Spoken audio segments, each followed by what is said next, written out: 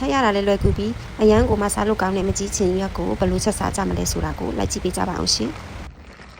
အရေးဦးဆုံးဝင်လာတဲ့ပစွန်ကြောက်ကိုရေစိမ့်ထားပေးလိုက်ပါမယ်ချက်သွန်နီကိုလည်းပပလေးတီးထားပေးလိုက်ပါမယ်ငရုတ်တီးချတာကိုတော့ကိုအဆက်စားနိုင်ကြလားစားလေးနည်းနည်းထည့်ပြီးထောင်းထားပေးလိုက်ပါမယ်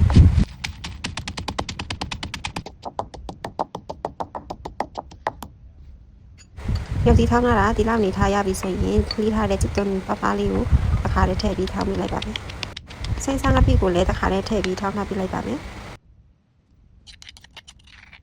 ရုပ်တီလေးထောင်းလို့ပြီးပြီဆိုတော့ရေစိမ့်ထားတဲ့ပစွန်ကြောက်ကိုအညက်တညက်လေးထောင်းထားပေးလိုက်ပါမယ်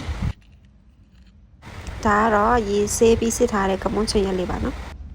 ပြီးရင်ရုပ်တီစီတက်မှာဖြစ်ပါတယ်အရောင်လေးလာစနစ်နဲ့ထည့်ထားပါတယ်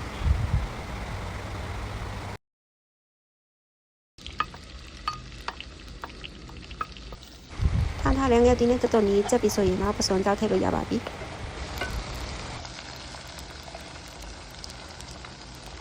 ပစွန်ကြောက်ကိုတော့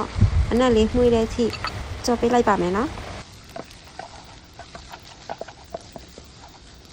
ခုဆိုရင်ပစွန်ကြောက်လေးကမှွေးလာပြီဆိုတော့ကမွန်းချင်ရလေးထည့်ပြီးတော့လုံးနဲ့ထိကြော်ပေးလိုက်ပါမယ်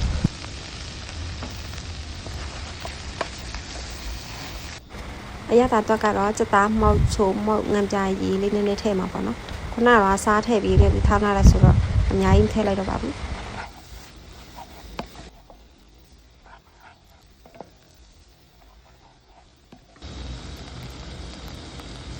ခုဆိုရင်တော့ချက်ရတာလေးအရင်လွယ်ကူပြီးထမင်းလေးမိန်စင်နဲ့ဟင်းလေးတစ်ခွက်ကိုရသွားပါပြီနော်အဆုံးထိလက်ကြည့်ပေးတဲ့တကယ်ချင်းအားလုံးကိုကျေးဇူးတင်ပါတယ်ရှင်နောက်ဗီဒီယိုမှာပြန်ဆောင်ကြမယ်နော်ဘိုင်ဘိုင်